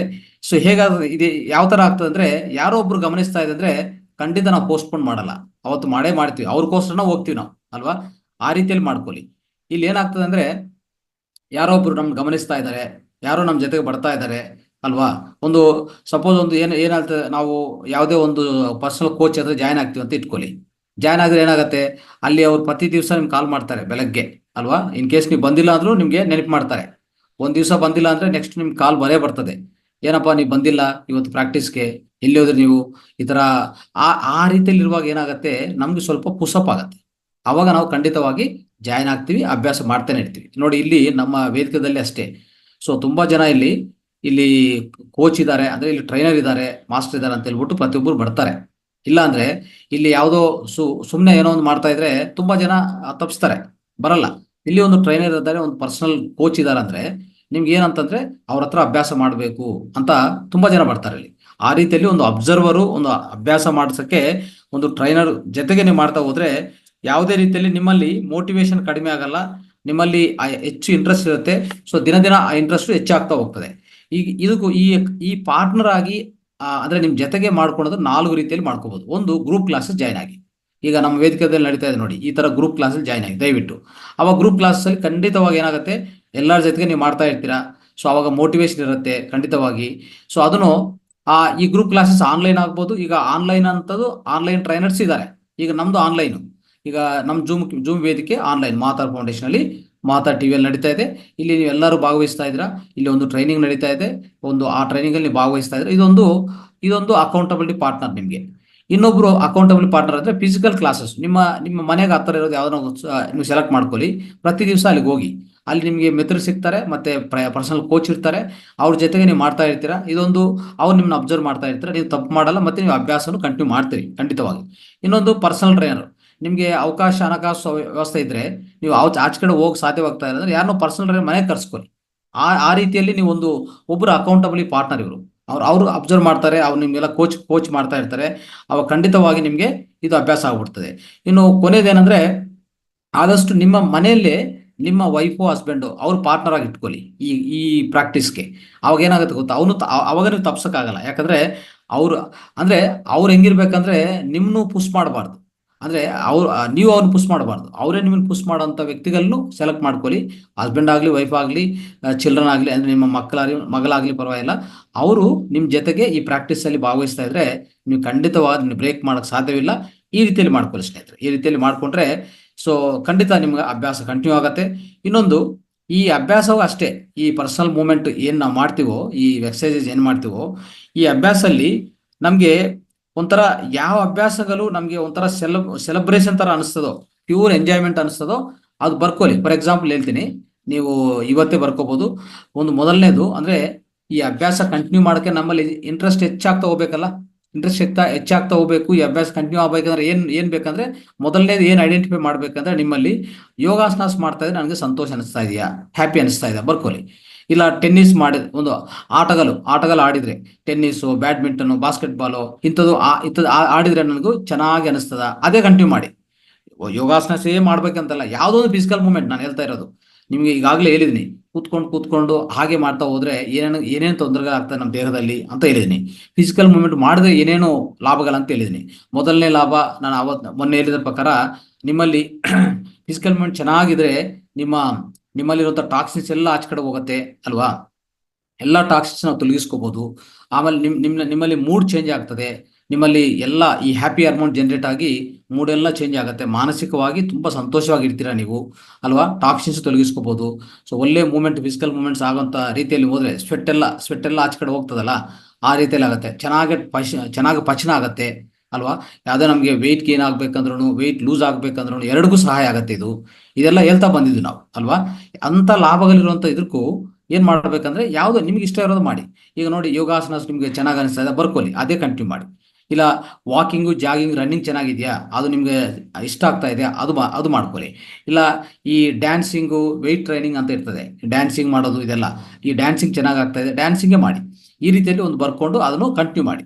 ಆಮೇಲೆ ಒಂದು ಅಕೌಂಟಬಿಲಿಟಿ ಪಾರ್ಟ್ನರ್ ಯಾರು ನಿಮ್ಗೆ ಅಂದ್ರೆ, ಅಕೌಂಟಬಿಲಿಟಿ ಪಾರ್ಟ್ನರು ಪರ್ಸನಲ್ ಕೋಚ್ ಆಗಲಿ, ನಿಮ್ಮ ಈಗಾಗಲೇ ಹೇಳಿದಲ್ಲ, ಒಂದು ಫ್ರೆಂಡ್ ಆಗಲಿ, ಇಲ್ಲಾಂದ್ರೆ ಒಂದು ಪರ್ಸನಲ್ ಟ್ರೈನರ್ ಆಗಲಿ, ಈ ತರ ಯಾರು ನಿಮ್ಗೆ ಚೆನ್ನಾಗಿ ಅನಿಸ್ತಾರೋ, ಒಳ್ಳೆ ಪಾರ್ಟ್ನರ್ ಅನಿಸ್ತಾರೋ ಅವ್ರ ಹೆಸರು ಬರ್ಕೊಳ್ಳಿ.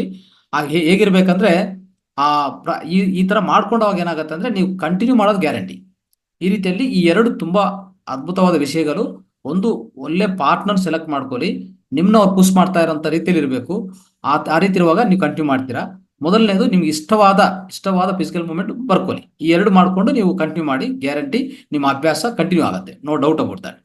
ಅದೇ ರೀತಿಯಲ್ಲಿ ಸ್ನೇಹಿತರೆ ನೋಡಿ, ನಾವು ಮಾಡೋಂಥ ಈ ಫಿಸಿಕಲ್ ಎಕ್ಸರ್ಸೈಸ್ ಏನ್ ಮಾಡ್ತೀವೋ, ಇದನ್ನು ಹೆಚ್ಚು ಮಾಡ್ಕೋಬೇಕಂದ್ರೆ, ಇದರಿಂದ ಫಲಿತ ಹೆಚ್ಚು ತಗೋಬೇಕಂದ್ರೆ ಏನ್ ಮಾಡ್ಬೇಕು, ಅದು ಸ್ವಲ್ಪ ಗಮನಿಸೋಣ.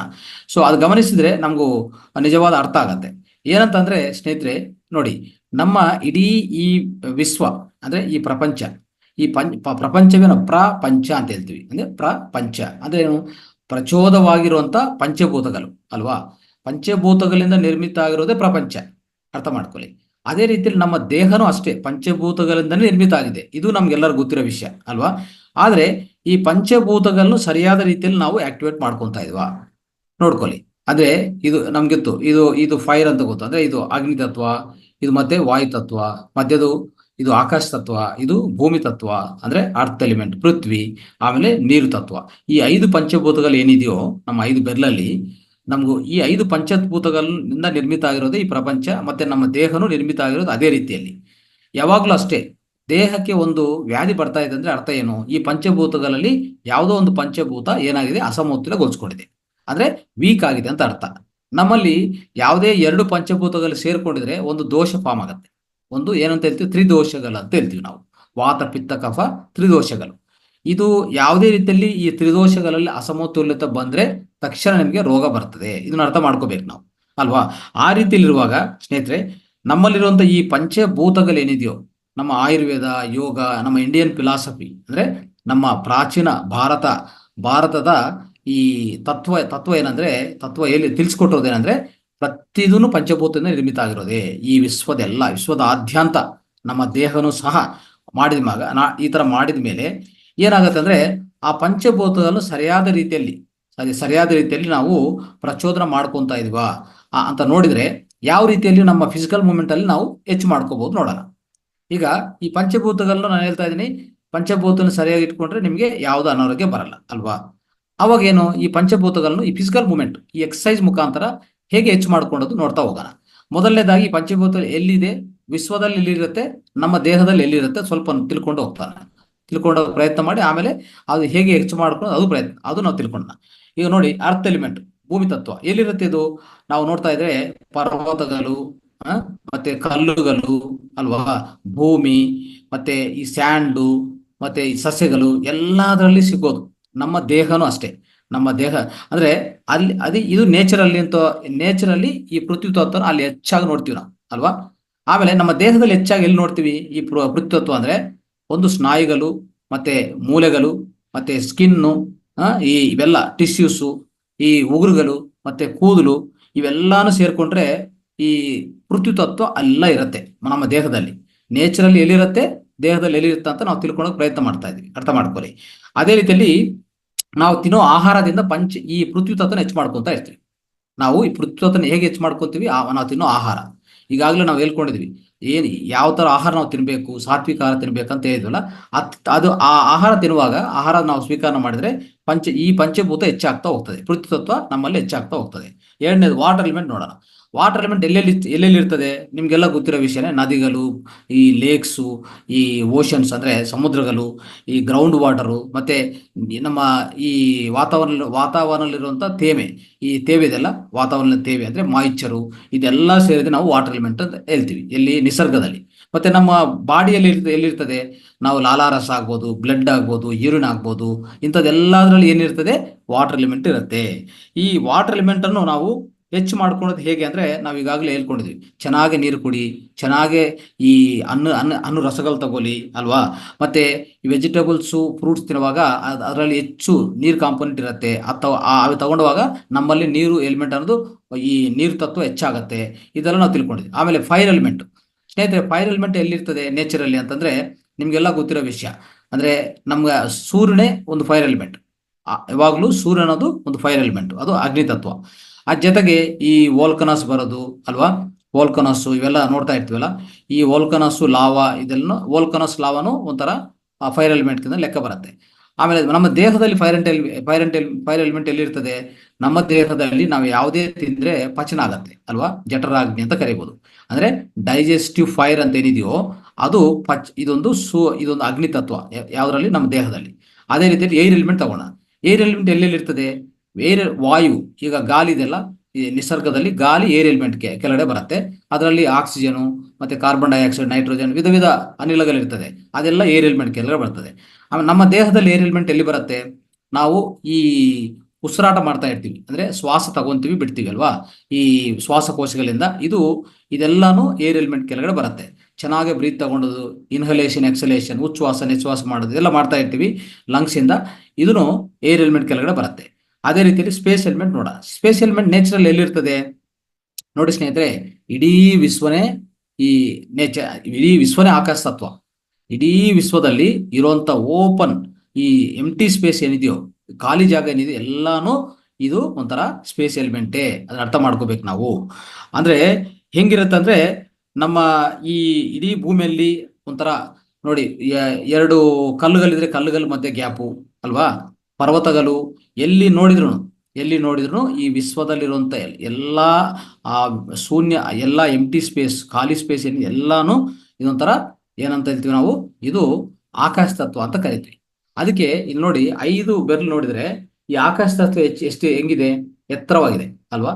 ಆಕಾಶ ತತ್ವ ಅಂದ್ರೆ ಯಾಕಿದೆ ಆಕಾಶ ತತ್ವ ಎತ್ತರ ಅಂದ್ರೆ, ಇಡೀ ವಿಶ್ವದಲ್ಲಿ ಮತ್ತೆ ನಮ್ಮಲ್ಲಿ ಅಷ್ಟೇ, ನಮ್ಮಲ್ಲಿನೂ ಸಹ ನಾವು ಅನ್ಕೊಂತೀವಿ, ಏನಂತ ಅನ್ಕೊಂತೀವಿ? ಪ್ರಧಾನವಾಗಿ ಅನ್ಕೊಂಡದ್ದು ನಾವು ನಮ್ಮಲ್ಲಿ 70% ನೀರಿದೆ, 30% ಈ ಘನ ಪದಾರ್ಥ ಅಂತ ಅನ್ಕೊಂತೀವಿ ನಮ್ಮ ದೇಹವನ್ನು. ಆದ್ರೆ ಇನ್ನೊಂದು ಹೇಳ್ತೀನಿ, ಈ ಆಕಾಶ ತತ್ವನೇ ಹೆಚ್ಚಾಗಿದೆ, ಎಲ್ಲದಕ್ಕಿಂತ ಆಕಾಶ ತತ್ವ ಹೆಚ್ಚಿದೆ. ಇನ್ನೊಂದು, ಆಕಾಶ ತತ್ವ ಏನಂತ ಕರಿತೀವೋ, ಇದು ಶೂನ್ಯತ ಅಂತ ಕರಿತೀವಲ್ಲ, ಶೂನ್ಯದಿಂದನೇ ಪ್ರತಿಯೊಂದು ಉತ್ಪನ್ನ ಆಗತ್ತೆ. ಇದನ್ನು ನೆನಪಲ್ಲಿ ಇಟ್ಕೊಳ್ಳಿ. ಶೂನ್ಯದಿಂದನೇ ಪ್ರತಿಯೊಂದು ಉತ್ಪನ್ನ ಆಗೋದು ಈ ಭೂಮಿ ಮೇಲೆ, ಈ ವಿಶ್ವದಲ್ಲಿ, ಈ ಪ್ರಪಂಚದಲ್ಲಿ. ಅದಕ್ಕೋಸ್ಕರ ಸ್ನೇಹಿತರೆ, ಈ ಈ ಆಕಾಶ ತತ್ವ ಬೆರ್ಲ್ ಅನ್ನೋದು ತುಂಬಾ ತುಂಬಾ ಎತ್ತರವಾಗಿರುತ್ತೆ. ಎಲ್ಲ 4 ಬೆರ್ಲು ಕಂಪೇರ್ ಮಾಡಿದ್ರೆ, ಹೋಲ್ಸಿದ್ರೆ ಈ ಆಕಾಶ ತತ್ವ ಬೆರ್ಲು ಎತ್ತರವಾಗಿರುತ್ತೆ. ಕಾರಣ ಏನಂತಂದ್ರೆ, ಆಕಾಶ ತತ್ವ ಇಡೀ ಪ್ರಪಂಚದಲ್ಲಿ ಅಂದ್ರೆ ವಿಶ್ವದಲ್ಲಿ ಮತ್ತೆ ನಮ್ಮ ಒಳಗಡೆನು ಹೆಚ್ಚು ಪರಿಣಾಮದಲ್ಲಿದೆ ಅಂತ ನೀವು ತಿಳ್ಕೊಬೇಕಾಗತ್ತೆ. ಸರಿ, ನಮ್ಮಲ್ಲಿ ಎಲ್ಲೆಲ್ಲಿರುತ್ತೆ ಈ ಎಂಟಿನೆಸ್ ಅಂತದ್ದು ನೋಡ್ಕೊಂಡು ಹೋಗೋಣ. ಈಗ ನೋಡಿ, ಈ ಎರಡು ಮೂಗಿ ರಂಧ್ರಗಳಿದೆ, ಅಲ್ಲಿಂದ ಹೋಗೋದು ಬರೋದು ಇದೆಲ್ಲ ಖಾಲಿ ಪ್ರದೇಶ. ಅರ್ಥ ಆಯ್ತಾ? ಒಳಗಡೆ ಹೋದ್ಮೇಲೆ ರಕ್ತನಾಳ ಒಳಗಡೆ ಒಂದು ಖಾಲಿ ಪ್ರದೇಶ ಇರ್ತದೆ. ಆಮೇಲೆ ನಮ್ಮ ಒಳಗಡೆ ಈ ಜೀವ ಕಣಗಳಿರ್ತದೆ ನೋಡಿ, ಒಂದು ಕಣಕ್ಕೂ ಇನ್ನೊಂದು ಕಣಕ್ಕೆ ಮಧ್ಯದಲ್ಲಿ ಸ್ಪೇಸ್ ಇರುತ್ತೆ, ಅದನ್ನು ಒಂಥರ ಎಂಟಿ ಸ್ಪೇಸ್, ಅದು ಅರ್ಥ ಆಯ್ತಾ? ಈ ರೀತಿಯಲ್ಲಿ ಸೊ ಹಲವಾರು ಪ್ಲೇಸ್ ಅಲ್ಲಿ ನಮ್ಮಲ್ಲಿ ಎಲ್ಲೆಲ್ಲಿ ಸ್ವಲ್ಪ ಎಂಟಿ ಸ್ಪೇಸ್ ಜಾಗ ಇರುತ್ತೋ ಅದೆಲ್ಲಾನು ಸಹ, ಅದೆಲ್ಲ ಆ ಸ್ಪೇಸ್ ಎಷ್ಟಿರ್ತದೆ ಅಂದ್ರೆ ಎಲ್ಲದಕ್ಕಿಂತ ಹೆಚ್ಚಾಗಿರೋದು ಅದೇ ಅಂತ ಹೇಳ್ತೀವಿ ನಾವು. ಅಂದ್ರೆ ಈ ಆಕಾಶ ತತ್ವ ಹೆಚ್ಚಾಗಿರತ್ತೆ ಅಂತ ಅರ್ಥ. ಸೊ ಆ ರೀತಿಯಲ್ಲಿ ನೋಡ್ತಾ ಹೋದ್ರೆ ಪ್ರತಿಯೊಂದನು ನಮ್ಮಲ್ಲಿರುವಂತ ಆ ಶೂನ್ಯ ತತ್ವ ಏನಿದೆಯೋ ಅದೆಲ್ಲಾನು ಈ ಆಕಾಶ ತತ್ವ ಅಂತ ನಾವು ಅರ್ಥ ಮಾಡ್ಕೋಬಹುದು. ಆದ್ರೆ ಆಕಾಶ ತತ್ವವನ್ನು ನಾವು ನೋಡಕ್ ಸಾಧ್ಯವಿಲ್ಲ, ಓಕೆ, ನೋಡಕ್ ಆಗಲ್ಲ, ಅದನ್ನು ಎಕ್ಸ್ಪೀರಿಯನ್ಸ್ ಮಾಡ್ಬೋದು ಅಷ್ಟೇ, ಅನುಭವಿಸ್ಬೋದು. ಅದೇ ರೀತಿಯಲ್ಲಿ ಈ ಸ್ಪೇಸ್ ಎಲಿಮೆಂಟ್ ಅನ್ನೋದು ಇನ್ನೊಂದಿದೆ, ಇನ್ನೊಂದು ಅದ್ಭುತ ವಿಷಯ ಅಂದ್ರೆ ಈ ನಾಲ್ಕು ಅಂದ್ರೆ ಈ ಪಂಚಭೂತಗಳು ನಾಲ್ಕು ಏನಿದೆಯೋ ಈ ಆಕಾಶ ತತ್ವ ಬಿಟ್ಬಿಟ್ಟು ಆಕಾಶ ತತ್ವದಿಂದನೇ ಉತ್ಪನ್ನ ಆಗುತ್ತೆ ಅಂತ ಹೇಳ್ತಾರೆ ಈ ನಾಲ್ಕುನು. ಅಂದ್ರೆ ಈ ನೀರು ತತ್ವ, ಪೃಥ್ವಿ ತತ್ವ, ಮತ್ತೆ ಈ ಅಂದ್ರೆ ಭೂಮಿ ತತ್ವ, ಇವೆಲ್ಲ ಈ ಅಗ್ನಿ ತತ್ವ, ಈ ನಾಲ್ಕು ಎಲಿಮೆಂಟ್ಸ್ನು ಈ ಆಕಾಶ ತತ್ವದಿಂದನೇ ಉತ್ಪನ್ನ ಆಗುತ್ತೆ ಅಂತ ಹೇಳ್ತಾರೆ. ಇದನ್ನು ಒಂದು ಅದ್ಭುತವಾದ ವಿಷಯ ನಾವು ತಿಳ್ಕೊಬೇಕಾಗಿರೋದು. ಸೊ ಅಂತ ಅದ್ಭುತ ವಿಷಯ ಇದು ಆಕಾಶ ತತ್ವ. ಅದಕ್ಕೆ ನಾವು ಧ್ಯಾನಕ್ಕೆ ಅಷ್ಟು ಇಂಪಾರ್ಟೆಂಟ್ ಕೊಡೋದು. ಧ್ಯಾನ ಮಾಡ್ತಾ ಹೋದ್ರೆ ಏನಾಗುತ್ತೆ, ನಮ್ಮಲ್ಲಿ ಆಕಾಶ ತತ್ವ ಹೆಚ್ಚಾಗ್ತಾ ಹೋಗ್ತದೆ. ಅಂದ್ರೆ ಆ ಶೂನ್ಯತ್ವನ ಹೆಚ್ಚಾಗ್ತಾ ಹೋಗ್ತದೆ. ಅವಾಗ ನಿಜವಾದ ಶಕ್ತಿ ನಮ್ಗೆ ಲಭ್ಯವಾಗತ್ತೆ ಆ ಧ್ಯಾನದಲ್ಲಿ, ಅಲ್ವಾ? ಆ ರೀತಿಯಲ್ಲಿ ಅರ್ಥ ಮಾಡ್ಕೊಳ್ಳಿ ಸ್ನೇಹಿತರೆ. ಈಗ ಈ ಪಂಚಭೂತಗಳು ನಾವು ಸರಿಯಾದ ರೀತಿಯಲ್ಲಿ ನಾವು ಈ ಫಿಸಿಕಲ್ ಮೂವ್ಮೆಂಟ್ ಇಂದ ಹೇಗೆ ಸಾಧಿಸೋದು ನೋಡೋಣ. ನೋಡಿ, ಮೊದಲನೆಯದು ನಾವು ಈಗಾಗಲೇ ತಿಳ್ಕೊಂಡಿದ್ವಿ. ಮೊದಲನೇ ಅಭ್ಯಾಸ ಏನದು, ನಾವು ಯಾವಾಗಲೂ ಸಾವಯವ ಜೀವಂತ ಆಹಾರಗಳು ತಿನ್ಬೇಕಂತ ಹೇಳಿದ್ವಿ ನಾವು. ಅದು ತಿನ್ನುವಾಗ ಏನಾಗುತ್ತೆ ಅಂದ್ರೆ ಆ ರೀತಿಯಲ್ಲಿ ತಿಂದ್ರೆ ಏನಾಗುತ್ತೆ ಸ್ನೇಹಿತರೆ, ನಮ್ಮಲ್ಲಿ ವೃತ್ತಿತ್ವ ಚೆನ್ನಾಗಿ ಬರುತ್ತೆ. ಅಂದ್ರೆ ಏನು, ನೀವು ತಿನ್ನುವಂತ ತರಕಾರಿಗಳು ಈ ರೀತಿಯಲ್ಲಿ, ಸೊ ನಾವು ಯಾವುದೇ ಒಂದು ಕೆಮಿಕಲ್ ಇಲ್ಲ ಅಂತ ಆಹಾರ ತಿನ್ನೋದು ಅಲ್ವಾ, ಸಾವಯವಾಗಿ ಬೆಳೆಸಿರೋದು. ಅದೇ ರೀತಿಯಲ್ಲಿ ಪ್ರತಿಯೊಂದು ಜೀವಂತವಾಗಿರೋದು, ನೇರವಾಗಿ ವ್ಯವಸಾಯ ಕ್ಷೇತ್ರದಿಂದ ನಮ್ಮ ಮನೆಗೆ ಬರೋದು ಅಂತ ಆಹಾರಗಳು ತಿಂದ್ರೆ ಇವೆಲ್ಲ ಏನಂತ ಕರೀತೀವ, ಅದು ಸಾವಯವ ಜೀವಂತ ಆಹಾರ ತಿನ್ನೋದು. ಅದು ಮೊದಲನೇ ಅಭ್ಯಾಸ ನಾವು ತಿಳಿಸ್ಕೊಟ್ಟಿದ್ವಿ. ಅಲ್ಲಿ ನಿಮ್ಗೆ ಏನ್ ಬರುತ್ತೆ ಹೆಚ್ಚಾಗಿ, ಪೃಥ್ವಿ ಎಲಿಮೆಂಟ್ ಅಂದ್ರೆ ಈ ಪೃಥ್ವಿ ತತ್ವ, ಭೂಮಿ ತತ್ವ ಏನಿದೆಯೋ ನಿಮ್ಮಲ್ಲಿ ಅದ್ಭುತವಾದ ರೀತಿಯಲ್ಲಿ ಆ ಪೃಥ್ವಿ ಎಲಿಮೆಂಟ್ ಅನ್ನು ನಿಮ್ಮಲ್ಲಿ ಮೇಂಟೈನ್ ಮಾಡ್ಕೋಬಹುದು, ಸಮತೋಲಗೊಳಿಸ್ಕೋಬಹುದು. ಎರಡನೇದು ನೀರಾಂಶ ನೋಡೋಣ. ನೀರಾಂಶ ಹೆಚ್ಚಾಗಿ ಹೇಗಾಗ್ತದೆ, ನಾವು ಇನ್ನೊಂದು ಹೇಳಿದ್ವಿ ಆ ಎರಡನೇ ಅಭ್ಯಾಸದಲ್ಲಿ. ಇನ್ನೊಂದು ಏನಂತ ಹೇಳಿದ್ವಿ ಅಂದ್ರೆ ಸ್ನೇಹಿತರೆ, ನೀವು ಯಾವಾಗ್ಲೂ ವಾಟರ್ ರಿಚ್ ಅಂದ್ರೆ ನೀರು ಹೆಚ್ಚಿರುವಂತ ಅಂಶ ಆಹಾರವನ್ನು ಸೇವನೆ ಮಾಡ್ಬೇಕಂತ ಹೇಳಿದ್ವಿ. ಯಾವ್ದದು, ಫ್ರೂಟ್ಸ್, ವೆಜಿಟೇಬಲ್ಸ್. ಈ ಎರಡು ಸರಿಯಾದ ರೀತಿಯಲ್ಲಿ ಮತ್ತೆ ನೀರು ಚೆನ್ನಾಗಿ ಕುಡಿತಾ ಇದ್ರೆ ನಿಮ್ಮಲ್ಲಿ ನೀರಂತದ್ದು ಕೊರತೆ ಬರಲ್ಲ.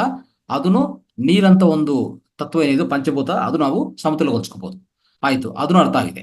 ಈಗ ಮೂರನೇದು ಈ ಸ್ಪೇಸ್ ಎಲಿಮೆಂಟ್ ಅಂದ್ರೆ ಏನು, ಆಕಾಶ ತತ್ವ. ನಮ್ಮಲ್ಲಿ ಆಕಾಶ ತತ್ವ ಹೇಗೆ ಹೆಚ್ಚು ಮಾಡ್ಕೋಬಹುದು ನೋಡೋಣ. ನಾವು ನೈಟು ಏನಂತ ಹೇಳಿದ್ವಿ ಅಂದ್ರೆ ಇದೊಂದು ಅಭ್ಯಾಸ ಹೇಳಿದ್ವಿ. ಏನಂತ ಅಂದ್ರೆ, ನೀವು ಬೇಗ ಡಿನ್ನರ್ ತಿನ್ನಿ. ಅಂದ್ರೆ ನೈಟ್ ತಿನ್ನುವಾಗ ನಿಮ್ಮ ಆಹಾರ ಅರ್ಲಿ ಡಿನ್ನರ್ ಅಂತ ಒಂದು ಅಭ್ಯಾಸದಲ್ಲಿ, ಸೆಕೆಂಡ್ ಅಭ್ಯಾಸದಲ್ಲಿ ಹೇಳಿದ್ದೀನಿ ನಾನು. ಆ ಸೆಕೆಂಡ್ ಅಭ್ಯಾಸದಲ್ಲಿ ಏನಂತ ಹೇಳಿದೆ ಅಂದ್ರೆ, ಬೇಗ ಅಂದ್ರೆ ಒಂದು 7 ಗಂಟೆ 6 ಗಂಟೆ 7 ಗಂಟೆಗೆ ನಿಮ್ಮ ರಾತ್ರಿ ಆ ಭೋಜನವನ್ನು ಮುಗಿಸಿ ಅಂತ ಹೇಳಿದ್ವಿ. ಆ ತರ ಮಾಡ್ಕೊಂಡವಾಗ ಏನಾಗುತ್ತೆ, ಇಡೀ ರಾತ್ರಿ ಎಲ್ಲ ಫಾಸ್ಟಿಂಗ್ ಆಗತ್ತೆ, ಬೆಳಗ್ಗೆವರೆಗೂ ಫಾಸ್ಟಿಂಗ್ ಅಲ್ಲಿ ಇರ್ತೀವಿ 10 ಗಂಟೆವರೆಗೂ. ಅವಾಗ ಏನಾಗುತ್ತೆ ಗೊತ್ತಾ, ನಮ್ಮಲ್ಲಿ ಈ ಉಪವಾಸ ಸಮಯದಲ್ಲಿ ಸ್ಪೇಸ್ ಎಲಿಮೆಂಟ್ ಹೆಚ್ಚಾಗತ್ತೆ. ಸ್ಪೇಸ್ ಎಲಿಮೆಂಟ್ ಅಂದ್ರೆ ಆಕಾಶ ತತ್ವ ಹೆಚ್ಚಾಗತ್ತೆ. ಇದು ಮೂರನೇ ರೀತಿಯಲ್ಲಿ ನಾವು ಮಾಡ್ಕೊಂತಾ ಇರೋದು. ನಾಲ್ಕನೇದು ನೋಡೋಣ ಈಗ ಏನಂತಂದ್ರೆ, ಫೈರ್ ಎಲಿಮೆಂಟ್, ಏರ್ ಎಲಿಮೆಂಟ್. ಅಂದ್ರೆ ಆಕಾಶ ತತ್ವ ಮತ್ತೆ ಈ ಗಾಳಿ ತತ್ವ ಅಂದ್ರೆ ಗಾಳಿ ಅಂಶ, ಈ ಎರಡು ಅಂದ್ರೆ ವಾಯು ಅಂಶ. ಈ ಎರಡನ್ನ ಹೆಚ್ಚು ಮಾಡ್ಕೊಳೋದು ಹೇಗೆ ಅಂತಂದ್ರೆ ಏನು ಇಲ್ಲ, ನಿಮ್ಮ ಫಿಸಿಕಲ್ ಮೂವ್ಮೆಂಟ್ ಎಲ್ಲ ಹೆಚ್ಚಾಗತ್ತೆ. ಎರಡು ಹೇಗೆ ಹೆಚ್ಚಾಗತ್ತೆ ಅಂತ ನೋಡೋಕೆ ಪ್ರಯತ್ನ ಮಾಡೋಣ. ನೋಡಿ, ಇದು ಹೇಗೆ ಮಾಡ್ಕೋಬೇಕಂದ್ರೆ, ಎಕ್ಸಸೈಸ್, ಯಾವುದೇ ಎಕ್ಸಸೈಸ್ ಆಗಲಿ ನೀವು ಆದಷ್ಟು ಓಪನ್ ಪ್ಲೇಸ್ ಅಲ್ಲಿ ಮಾಡೋಕ್ಕೆ ಪ್ರಯತ್ನ ಮಾಡಿ. ನಿಮ್ಗೆ ಜಾಗ ಇದ್ರೆ ಓಪನ್ ಪ್ಲೇಸ್ ಅಲ್ಲಿ ಮಾಡಿದ್ರೆ ಏನಾಗುತ್ತೆ ಹೇಳ್ತೀನಿ. ಈಗ ಮೊದಲನೇದು ಸೂರ್ಯನ ಶಕ್ತಿ ಬರುತ್ತೆ, ಎರಡನೇದು ಒಳ್ಳೆ ವಾಯು ಅಂಶ ಅಂದ್ರೆ ಒಳ್ಳೆ ಗಾಳಿ ಬರ್ತಾ ಇರ್ತದೆ. ಈ ಎರಡು ಯಥೇಚ್ಛವಾಗಿ ನಾವು ಸ್ವೀಕಾರ ಮಾಡಬಹುದು. ಅದಕ್ಕೆ ಔಟ್ಡೋರ್ ಎಕ್ಸಸೈಸಸ್, ಔಟ್ಡೋರ್ ಯೋಗಾಸನಾಸ್, outdoor swimming, outdoor cycling, outdoor walking, outdoor jogging, outdoor running, ಇದೆಲ್ಲ ಈ ತರ ಮಾಡ್ತಾ ಹೋದ್ರೆ ಈ ಎರಡು ಪಂಚಭೂತಗಳು ನಿಮ್ಮಲ್ಲಿ ಹೆಚ್ಚಾಗ್ತದೆ. ಅಂದ್ರೆ ಯಥೇಚ್ಛವಾಗಿ ನಿಮ್ಗೆ ಸಿಗತ್ತೆ. ಇಲ್ಲ ಅಂದ್ರೆ ನಾವು ಹೋಗಿ ಜಾಗಿಂಗ್ ಮಾಡ್ತೀವಿ, ಏನ್ ಮಾಡ್ತೀವಿ ಗೊತ್ತಾ, ಟ್ರೆಡ್ ಮಿಲ್ ಹೋಗ್ತೀವಿ, ಒಂದು AC ಹಾಕಿರ್ತಾರೆ, ಒಳಗಡೆ ಹೋಗಿ ಅಲ್ಲಿ ವಾಸನೆ, ಇನ್ನೊಂದು ಅಲ್ಲಿ ಗಾಳಿ ಇಲ್ಲ, ಆಕ್ಸಿಜನ್ ಇಲ್ಲ, ಅಲ್ಲಿ ಹೋಗಿ ಜಂಪಿಂಗು ಏನೇನೋ ಮಾಡ್ತಾ ಇರ್ತೀವಿ. ಇದೆಲ್ಲ ಏನಾಗುತ್ತೆ ಇಲ್ಲಿ, ನಿಮಗೆ ಎಲ್ಲಿ ಸಿಗತ್ತೆ ಈ ಎರಡು ಎಲಿಮೆಂಟ್ ನಿಮ್ಮ ದೇಹದಲ್ಲಿ ಯಾವುದೇ ಮಾಡಿದ್ರು, ಯಾವುದೇ ನಾವು ಕೆಲಸ ಮಾಡಿದ್ರು, ಅಂದರೆ ಯಾವುದೇ ಅಭ್ಯಾಸ ಮಾಡಿದರೆ, ಯಾವುದೇ ನಾವು ಆರೋಗ್ಯಕರ ವಿಷಯಗಳು ಪಾಲನೆ ಮಾಡಕ್ಕೆ ಹೋದ್ರೆ ಏನು ಹೆಚ್ಚಾಗಬೇಕು ನಮ್ಮಲ್ಲಿ ಈ ಪಂಚಭೂತಗಳು ಸಮತೋಲನಗೊಳಿಸ್ಕೋಬೇಕು. ಈ ಪಂಚಭೂತಗಳು ಸರಿಯಾದ ರೀತಿಯಲ್ಲಿ ನಾವು ಮೇಂಟೈನ್ ಮಾಡ್ಕೋಬೇಕು ದೇಹದಲ್ಲಿ. ಇದಕ್ಕೆ ಮಾಡಬೇಕಾದ್ರೆ ಈ ರೀತಿಯಲ್ಲಿ ಮಾಡ್ಕೊಳ್ಳಿ ಅಲ್ವಾ. ಮೊದಲನೇ ಪಂಚಭೂತ ಪೃಥ್ವಿ ತತ್ವ ಹೇಗೆ ಹೆಚ್ಚು ಹೇಳಿದ್ ನಾನು. ಎರಡನೇದು ಒಳ್ಳೆ ನೀರು ಕುಡಿತಾ ಅಲ್ವಾ. ಒಂಥರ ಇದು ತಾಮ್ರ ಪಾತ್ರಲ್ಲಿ ನೀರು ಕುಡಿತಾ, ಆಮೇಲೆ ಹೆಚ್ಚು ಫ್ರೂಟ್ಸ್ ವೆಜಿಟೇಬಲ್ಸ್ ತಗೊಂಡಿದ್ರೆ ನಮ್ಮಲ್ಲಿ ಈ ನೀರು ತತ್ವ ಹೆಚ್ಚಾಗತ್ತೆ. ಎರಡನೇದು. ಮೂರನೇದು ಉಪವಾಸ ಪ್ರತಿ ದಿವಸ ನೈಟು 7 ಗಂಟೆಗೆಲ್ಲ ಮುಗಿಸಿದ್ರೆ ನಿಮ್ಮ ಆಹಾರ ಬೆಳಗ್ಗೆವರೆಗೆ ಏನಾಗುತ್ತೆ, ನಿಮ್ಮ ಜೀರ್ಣಕೋಶ ಪೂರ್ತಿ ಖಾಲಿಯಾಗಿರುತ್ತೆ ಅಲ್ವಾ. ಯಾವುದೇ ನಿಮ್ಮಲ್ಲಿ ಪಚನ ಆಗಲ್ಲ, ಪಚನ ಅಂತ ಇರಲ್ಲ. ಏನಿದ್ರು ಒಂಥರ ಇದು ಕ್ಲೀನ್ಸಿಂಗ್ ಆಗ್ತಾ ಇರ್ತದೆ, ಒಂಥರ ಶುದ್ಧೀಕರಣ ಆಗ್ತಾ ಇರ್ತದೆ, ಇಡೀ ನೈಟ್ ಶುದ್ಧೀಕರಣ ಆಗ್ತದೆ. ಆವಾಗ ನಿಮ್ಮಲ್ಲಿ ಹೆಚ್ಚಾಗೋದು ಏನು ಗೊತ್ತಾ, ಸ್ಪೇಸ್ ಎಲಿಮೆಂಟ್, ಅದೇ ಆಕಾಶ ತತ್ವ. ಈಗ ಲಾಸ್ಟ್ ಕೊನೆ ಎರಡು ಈ ಫೈರ್ ಎಲಿಮೆಂಟ್, ಏರ್ ಎಲಿಮೆಂಟ್ ಹೆಂಗ್ ಮಾಡ್ಬೇಕಂದ್ರೆ ಈ ರೀತಿಯಲ್ಲಿ ಮಾಡ್ಕೊಳ್ಳಿ. ಈಗ ಹೇಳಿದಲ್ಲ ಔಟ್ಡೋರ್, ಎಲ್ಲ ಔಟ್ಡೋರಲ್ಲಿ ಆ ರೀತಿಯಲ್ಲಿ ಮಾಡ್ಕೊಳ್ಳುವಾಗ ಸ್ನೇಹಿತರೆ ಅದ್ಭುತವಾದ ನಿಮ್ಮಲ್ಲಿ ಈ ಎರಡು ಪಂಚಭೂತಗಳು ಹೆಚ್ಚಾಗತ್ತೆ. ಇನ್ನೊಂದು ರೀತಿ ಇದೆ ಇದು ಹೆಚ್ಚು ಮಾಡ್ಕೊಳಕ್ಕೆ. ನೀವು ಎಕ್ಸಸೈಸ್ ಮಾಡುವಾಗ ಆದಷ್ಟು ಏನ್ ಮಾಡ್ಬೇಕಂದ್ರೆ ಈ ಕಾಟನ್ ದುಸ್ತುಗಳು ನೋಡ್ಕೊಳ್ಳಿ. ಕಾಟನು, ಲೆನೆನು, ಮತ್ತೆ ಬಾಂಬುದು, ಜೂಟು, ಇಂಥ ಫ್ಯಾಬ್ರಿಕ್ಸೇ ನಾವು ಧರಿಸ್ಬೇಕಾಗತ್ತೆ. ಈ ಯಾವುದು ಈ ಯೋಗಾಸನ ಮಾಡುವಾಗ, ಇಲ್ಲ ಯಾವುದೇ ಸ್ವಿಮ್ಮಿಂಗು, ಇದು ಯಾವುದೇ ಎಕ್ಸಸೈಸ್ ಮಾಡಲಿ, ಓಕೆ, ಜಾಗಿಂಗ್ ಮಾಡಿ, ರನ್ನಿಂಗ್ ಮಾಡಿ, ಇದೆಲ್ಲ ಏನೇ ಮಾಡಲಿ ಇಂಥ ಬಟ್ಟೆಗಳೇ ನೀವು ಧರಿಸ್ಬೇಕಾಗತ್ತೆ. ಯಾಕಂದ್ರೆ ಅದರಿಂದ ಏನಾಗತ್ತಂದ್ರೆ ಅಂಥ ಬಟ್ಟೆಗಳಿಂದ ಒಳಗಡೆ ಈ ಗಾಳಿ ಬರುತ್ತೆ, ಆಮೇಲೆ ಸನ್ಲೈಟು ಬರುತ್ತೆ, ಅಂದ್ರೆ ಈ ಸೂರ್ಯನ ಬೆಳಕು ಬರುತ್ತೆ, ಒಳಗಡೆ ಕಿರಣಗಳು ನಮ್ಮ ಒಳಗಡೆ ಪ್ರವೇಶ ಮಾಡುತ್ತೆ.